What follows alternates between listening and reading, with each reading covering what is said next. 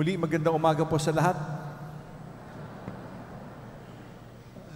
Salamat sa ikalimang araw ng ating simbang gabi, no? Sa ating Aguinaldo Masses, mga regalo na hinihingi natin sa Panginoon at binibigay natin to ikalimang araw. Salamat. Nung isang araw, announcement, announcement kay Jose, kahapon announcement kay Zacarias, ngayon announcement kay Maria, bukas yung second glorious mystery, yung tinatawag natin visitation, second joyful mystery, the visitation. Sino dito, alam ko nakakahiya, di ba? Kasi malalaman yung ating edad, no? Sino dito nakaabot pagdating ng alas 6 sa umaga, alas 12, alas 6, pag kumalimbang, papara yung traffic. Papara yung traffic para mag-Angelus. Napakahalaga yung binasa natin ng Ebanghelyo kasi 3 araw ginagawa natin yun eh. Pagsabi natin ng Angelus, di ba?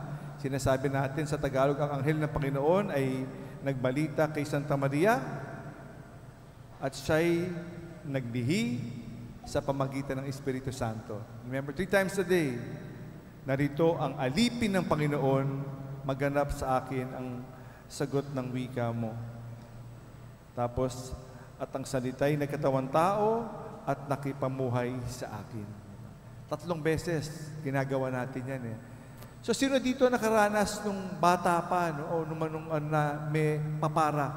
Naabutan ko, naabutan ko sa, nung bata kami, pupunta kami sa Baguio. Pag nasa Baguio, pagdating ng alas 12, pasang Angelus, no? Pag Angelus, orasyon, di ba? Papara ang sasakyan. Sa daan, papara sa sasakyan para mag-Angelus. No? Pero ngayon, hindi na eh. Sino nakaranas nun? Wala. Papara, di ba? Nung unang panahon, papara talaga eh. No? Hindi nyo na, wala na dito. Yung mga nauna na eh, kaya makikita mo nga sa edad eh. Ngayon, sa mall, meron, alam nyo ba sa mall, meron? No? Sa mall, anong mall? Dahil kay Mrs. C, sa SM, pagdating ng alas 12 at alas 6 ng gabi, Angelus eh. Ganyong kahalaga yung ating, kaya Golden Mass, yung tinatawag ngayon eh. Ganyong halaga, yung binasa natin, Annunciation, anghel nagbigay ng mensahe, nag-announce ng mensahe sa ating mahal na ina. Ganyong kabigat yung ating ebanghelyo na binasa ngayon. No? Napakahalaga. Kaya imagine the reminder 3 times a day, no? The declaration of the angel at yung oo ni Maria, di ba? Maganap nawa sa akin. Yung oo niya ay bilang alipin. Sabi niya, di ba? Narito ang alipin ng Panginoon. Behold, the handmaid of the Lord, di ba? Ganyong katindi. Wala tayong pwedeng maipagmalaki. Yung oo niya dahil sa kapangyarihan ng Espiritu Santo. Kaya nga sabi niya maganap sa akin ang ayon sa wika mo. Be done to me according to your word.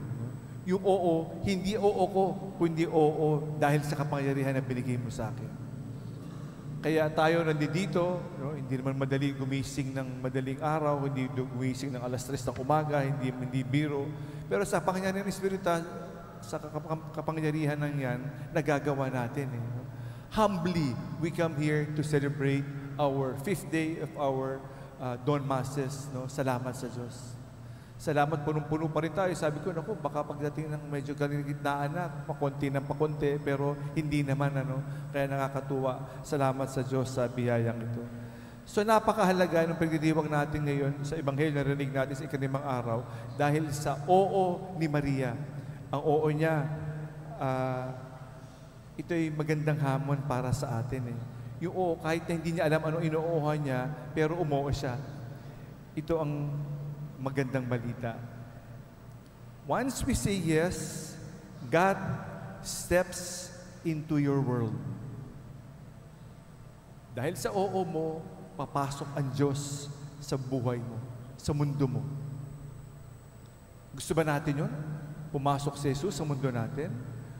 Pag umuo tayo. Kasi kung hindi, mundo ko, my way, ako masusunod. Kaya hindi madali yung oo eh. No? Talaga naman, siya ang masusunod eh. Pag umuo tayo. At saka pag sinabi mong oo, yung oo na galing sa Panginoon Diyos, naku, yung imposible, nagiging posible. We cannot limit the power of God. Unli. Kaya napakaganda ng ating Ebanghelyo, yung oo na yan. No? At alam naman natin yung kasabihan, no? Madali maging tao, pero mahirap magpakatao. Mahirap ba? Dahil sa pride eh. Gusto natin kasi, gusto natin maging tao, maging Diyos. Pero yun ang kasalanan natin eh. Ayaw natin sumunod sa Diyos. Gusto ko umuo sa sarili.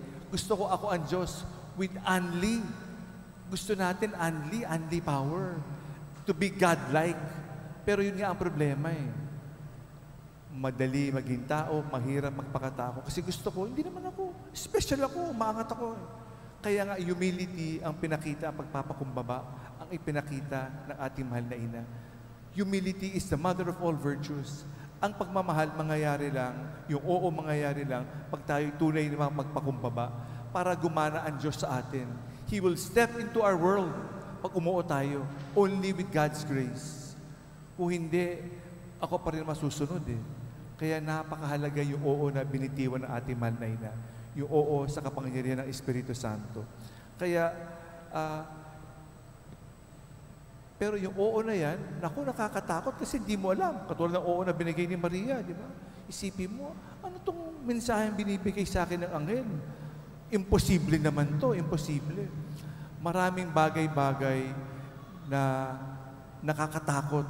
It will paralyze us. Kaya ang unang salita ng anghel, huwag kang matakot. Do not fear. Because fear can paralyze us. Talaga naman, sa sobrang takot, talaga nakakaparalisa. Pero ang sinasabi sa Annunciation ngayon, huwag kang matakot.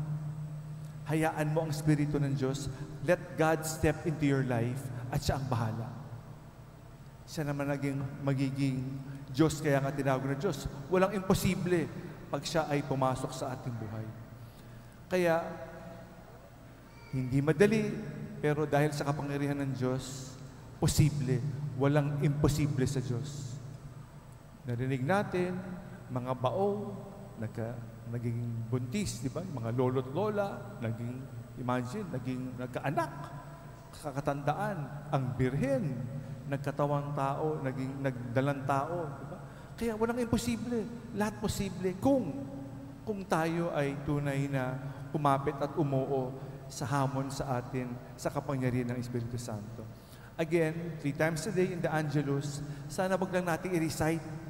Namnamin natin yung oo na yan. Yung oo, pag nire-recite natin yung Angelus.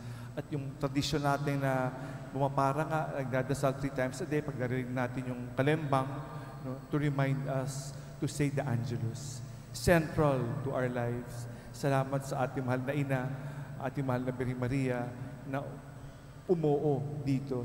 Magandang halimbawa para sa atin sundin. Magandang halimbawa sa atin para tayo ay hayaan natin ang Diyos na tunay na pumasok sa ating buhay at hindi ako ang masunod sa araw na ito at araw-araw ng ating buhay. Salamat sa Diyos.